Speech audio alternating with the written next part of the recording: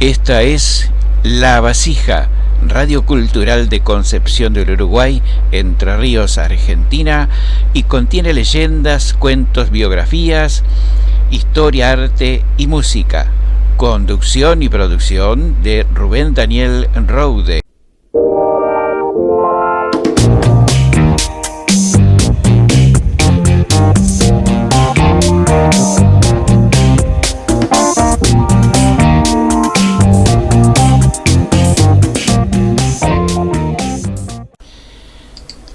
Hola, ¿cómo estás? Muchas gracias por estar nuevamente compartiendo este nuevo programa, el número 20 ya de La Vasija. Hoy tengo para contarte algo que pues, se conoce muy poco, el síndrome genovese, y con una curiosidad. También voy a contarte sobre la cucaracha, este insecto tan conocido, sobre la canción de la cucaracha, que es conocida en todo el habla hispana. ¿A quién se refiere en la canción esta de la cucaracha? No es al insecto, como uno piensa. Ya lo vas a ver a quién se refiere. También voy a comentarte algo sobre Félix Samaniego, este escritor muy conocido sobre las fábulas de Samaniego, y sobre algo que no se sabe mucho, de tremenda importancia para la zona del Río de la Plata, para Argentina, sobre Rivadavia y las abejas. Una curiosidad histórica de suma importancia para nuestra economía, y también un poquito de música para matizar este encuentro.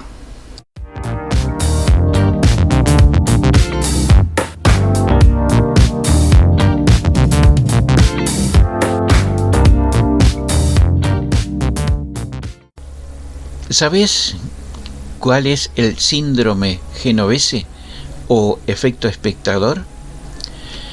Este es un concepto utilizado en psicología para referirse al fenómeno en el que una persona no presta ayuda, sino que se paraliza cuando observa una situación de emergencia en la que se espera que brinde algún tipo de asistencia a otra persona que se encuentra en situación de peligro.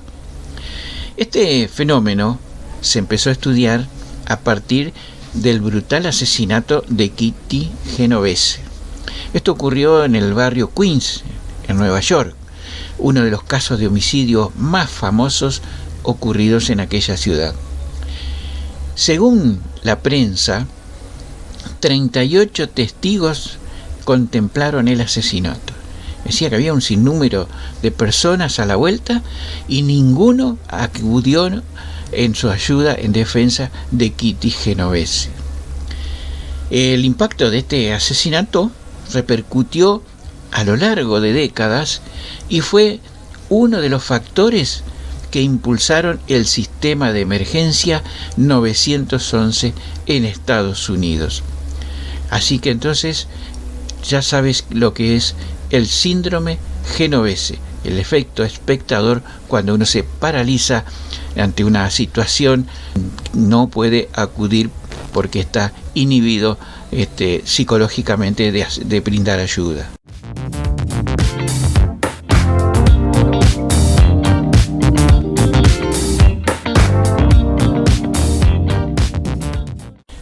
Todos conocemos la cucaracha, el tradicional corrido de la Revolución Mexicana, y sin embargo, debido a la distancia temporal entre su creación y nuestra época, muchos de sus significados nos pueden parecer inconexos o incoherentes. Por otra parte, el origen de la cucaracha dista mucho de tener un origen regular y de autoría definida. Su composición, como la mayor parte de la música popular, comprende múltiples orígenes y versiones. El nacimiento más remoto, que puede ser rastreado hasta España, es mencionada ya en 1959 por Fernán Caballero, y se piensa que pudo existir desde 1818. Se considera que la canción es de origen andaluz, ya que las compilaciones de Fernán Caballero y Rodríguez Morín incluyen versos que fueron implementados en las versiones mexicanas y que tienen temática morisca. Cabe destacar que, aún con ello, las melodías y las letras no son uniformes y existe una gran diferencia entre las versiones del sur de España y la que hoy es representativa de México. Por ejemplo, dice: de las patillas de un moro tengo que hacer una escoba para que la barra el cuartel la infantería española. Del pellejo del rey moro tengo que hacer un sofá para que se siente en él el capitán general. De las costillas de un moro me atrevo a formar un puente para que pase la España y su ejército valiente. Durante el siglo XX, la canción fue adaptada en el contexto de la Revolución Mexicana. El origen de la canción en México pudo ser anterior a la intervención francesa, puesto que existen versiones que hacen alusión a este suceso. Una de las características más antiguas de la canción en América es la cita en la que hace mención de la misma el escritor José Joaquín Fernández de Lizardi en su novela de 1819, La Quijotita y su prima. En el texto menciona un capitán de marina que vino en una fragata, entre varios sonecitos, trajo el de la cucaracha.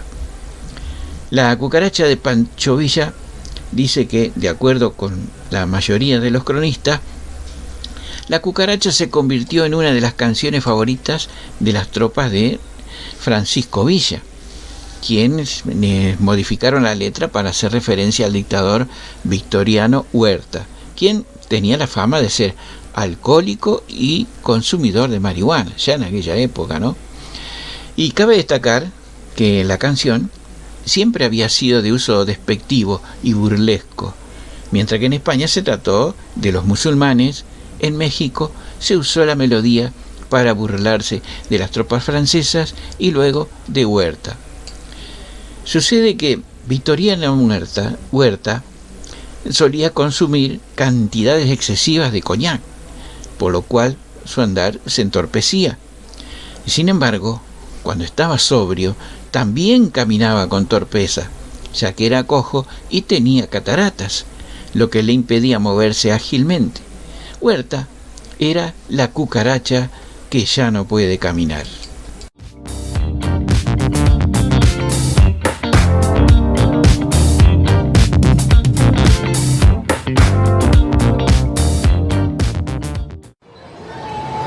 Esperemos aquí. Hoy no se nos escapa. Sí. Tremenda paliza la espera. Sí, ahí está. Acá está. No, ya no más, por favor. No más, auxilio. Golpes, empujones, patadas, encerrar en los baños, en los salones, romper los libros. Esto es maltrato, bullying físico. En los últimos años, el bullying físico se ha mezclado con diversas formas de abuso sexual. El bullying físico se conoce por las heridas y moretones que deja. Mamá, ya no me peguen más. El acoso escolar entre alumnos es una epidemia silenciosa. Vacúnate contra el bullying, denunciando a los agresores.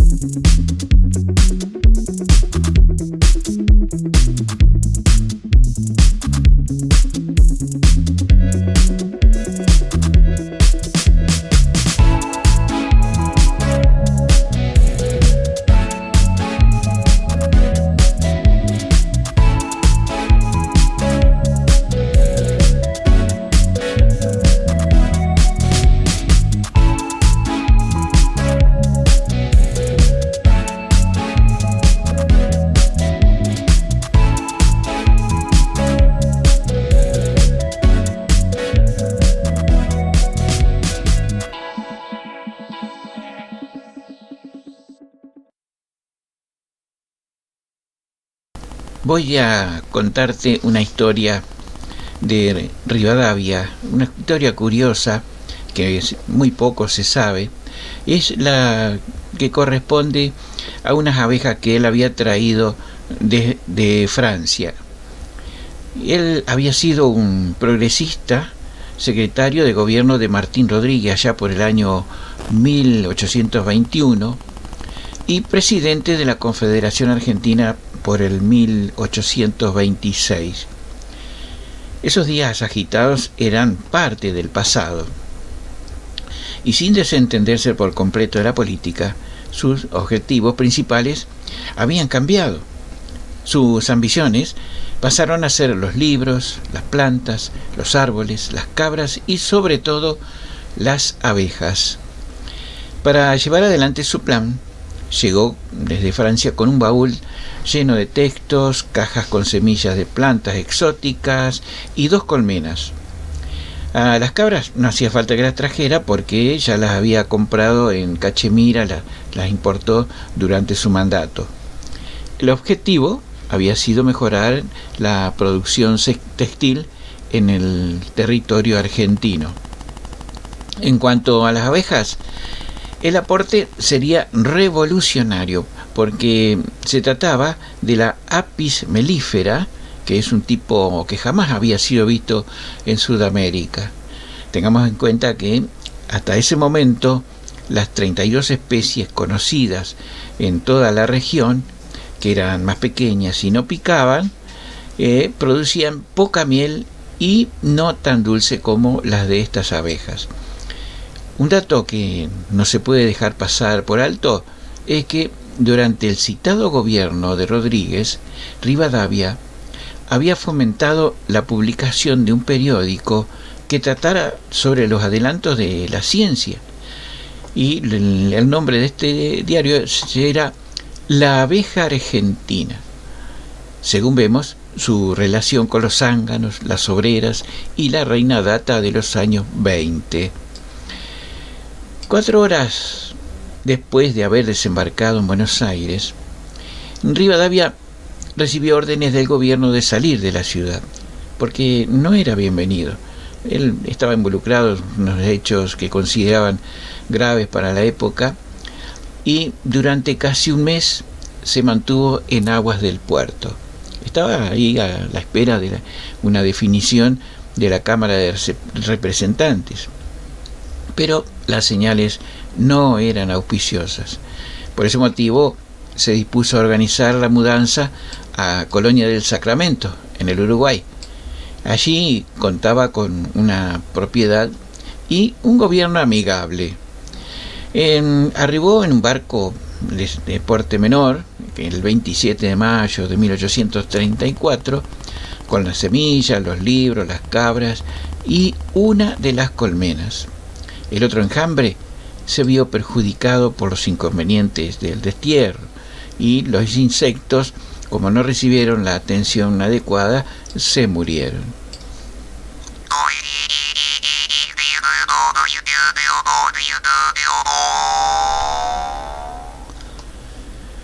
La familia Rivadavia se instaló en la quinta de la comandancia, que contaba con espacio suficiente para el desarrollo de las abejas, las cabras y las plantas. Convertido en el primer apicultor del Río de la Plata, no perdía oportunidad de manifestar las ventajas que representaban sus insectos, fabricantes de cera y miel, al casi no depender de los factores climáticos. Era darle un producto que podía almacenar por años y abstraerlo de las preocupaciones mundanas en esas ocupaciones. En octubre de 1834, luego de 5 meses de cuidados, logró obtener su segundo enjambre. Previsor había advertido que iba a necesitar más espacio y por ese motivo escribió a las autoridades de Montevideo para explicarles cuál era su propósito. En la capital del Uruguay comprendieron la importancia del proyecto agrícola y al mes siguiente resolvieron otorgarle unas tierras lindantes a la quinta de su propiedad. A lo largo de la continuación de la calle San José, unos 500 metros de largo por 150 de profundidad, hasta dar con los médanos, ahí en el fondo. El chacarero Rivadavia dispuso de una superficie amplia para llevar adelante sus prácticas agrícolas en la costa del Uruguay, y su producción en ese momento fue muy ponderada. Se trata de una labor lenta, pero reconfortante. Es así que en diciembre de 1835 llevó a cabo la primera recolección en 2 colmenas, una de las más antiguas que tenía, de un total de 6 que cuidaba. Y de allí obtuvo 45 kilos de miel y algunos kilos de cera. Entonces envió muestras del dulce a Montevideo y casi toda la cera a Buenos Aires para que la manufacturaran. Allí en Buenos Aires la transformaron en velas y fueron usadas en la iglesia del Santísimo Sacramento de Colonia, que era la iglesia principal del poblado. Hoy en día, la continuación de la calle de San José, donde el emprendedor tenía su chacra y pasa por la puerta de la escuela mencionada, lleva el nombre del benefactor argentino. Una curiosidad más, la escuela número 2, José Pedro Varela, evoca a un discípulo de Domingo Faustino Sarmiento, porque Varela era considerado uno de los próceres de la educación en Uruguay. José Pedro Varela nació en Montevideo en 1845. Fíjense que fue justo en el año en que murió en Cádiz este hombre que cambió para siempre la producción de miel y también su gusto en la región del Plata. Bernardino Rivadavia, el primer avicultor del Río de la Plata.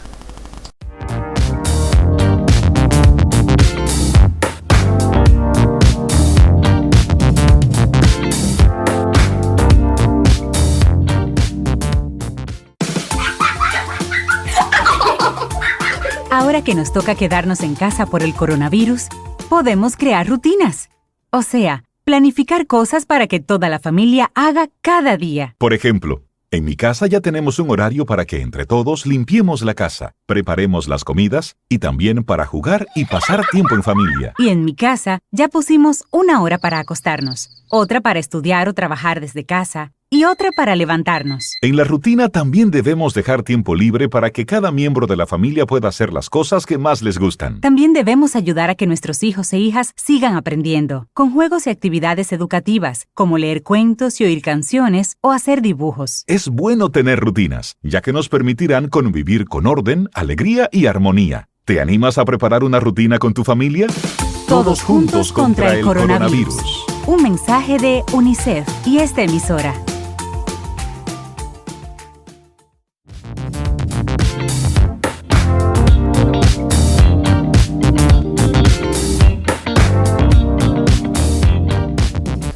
Y si te gustó el programa, compartilo con alguien que quizás también le interese alguno de estos contenidos. Gracias por ello.